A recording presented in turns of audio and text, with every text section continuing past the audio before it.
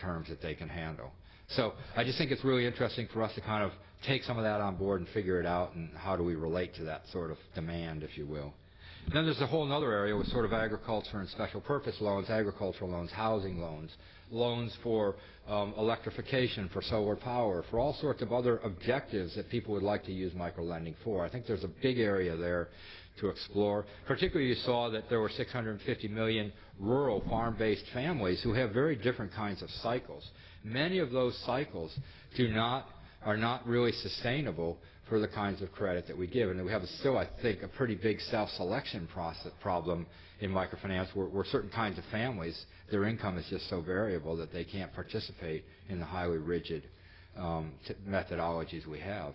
Sort of leads me to be interested in a lot of the village group programs where people in Indonesia or Africa or India are able to, because they're in these groups, are able to borrow when they need it, pay back when they can, and save all the time.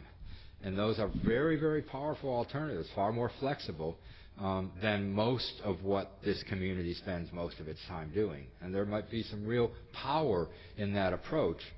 At least in some of the ones I've seen, the community seems quite relaxed about, when repayment's going to happen, because they know it's going to happen. And so if it takes 2 or 3 months for somebody to get it together, to sell an animal and come back and pay the loan, that's fine.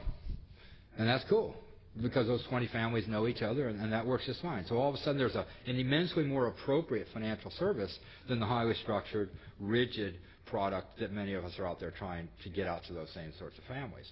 So anyway, I think there's room for some real development in trying to put appropriate products together for large segments of that population that you can see we're not actually probably directing services at right now.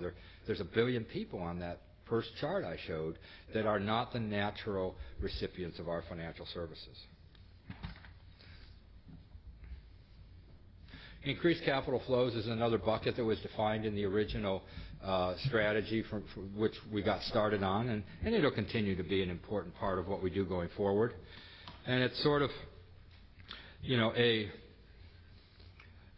commitment to increasing the proportion of domestic capital and domestic funding that we base our business on. A real question about the role of international capital, and whether or not there isn't a lot more room for developing domestically based institutions that use domestic sources of funds. I guess this kind of dovetails with the savings thing, right? I guess if people have all this money under their mattresses and around their necks, is some of it anyway better off in a bank?